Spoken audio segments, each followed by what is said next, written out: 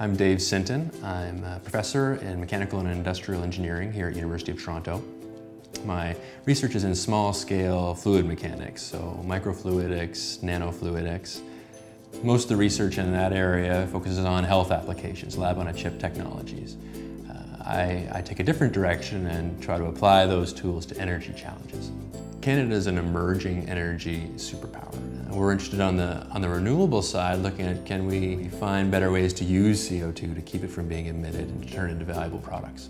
And can we use microfluidics to inform them and to reduce the carbon impact of those operations. On a personal level, you get thinking you're always working on something very, very small, and energy is an opportunity to work on something that's really big, that's global scale, and the opportunity to have impact in that big arena is exciting.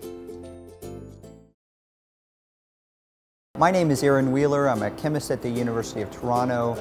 My research area is microfluidics. One particular topic that my group and I work with is called digital microfluidics. This is a technique in which tiny droplets of fluid are manipulated by electrostatics on an array of electrodes. My research group and I are building a tool now that allows us to diagnose measles and rubella in a pinprick of blood. We initially thought this tool would be most useful in areas in which the citizens don't have access to vaccinations. As we've seen recently, however, some of our fellow Canadians have decided not to vaccinate. This tool is going to be quite useful here in Canada as well. These days, what inspires me the most is my students. You've never met a more creative, hardworking, energetic group. It makes me excited to get out of bed each morning. I'm Aneil Agrawal, an evolutionary geneticist at the University of Toronto. And one of my main areas of research interest is why most plants and animals reproduce sexually rather than asexually. One of the keys to understanding life on this planet and informing us on how to manage and conserve our biological resources is understanding why sex. Since I was a kid, I was interested in the sort of weird and wonderful ways that different organisms make a living on this planet. And as a scientist, I'm interested in understanding the processes that shape biological life.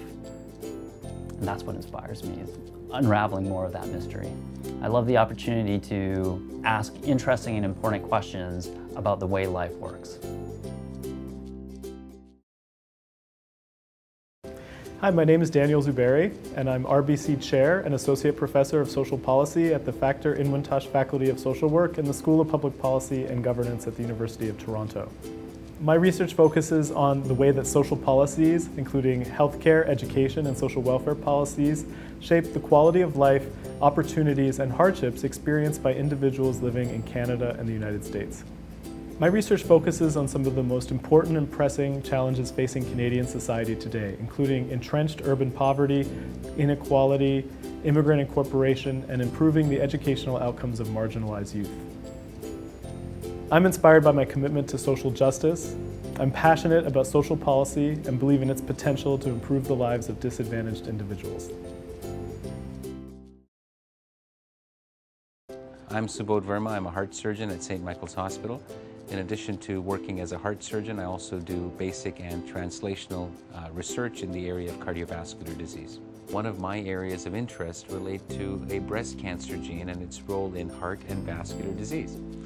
And I get asked quite often, you know, how did you get into this area? What was the inspiration behind looking at a gene that in fact is so critical in cancer and trying to link that to heart disease? It's a great opportunity for us to be able to bring our ideas, refine them, expedite them, and in fact share them with a bunch of smart individuals to help make our patients, their outcomes better, and in fact to put Canada on the global map with respect to research and development.